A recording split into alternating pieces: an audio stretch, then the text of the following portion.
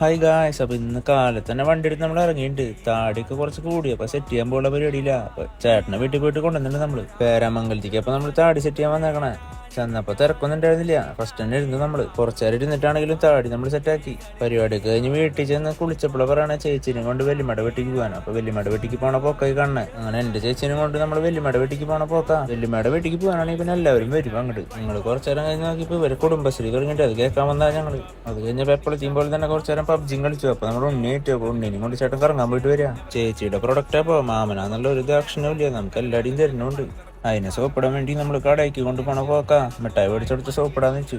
അങ്ങനെ മിഠായി മേടിച്ചിട്ട് വരിക. കോഴി മിഠായി മേടിച്ചെടുത്തപ്പോൾ ആളെന്റെ ടീമായിട്ടാ.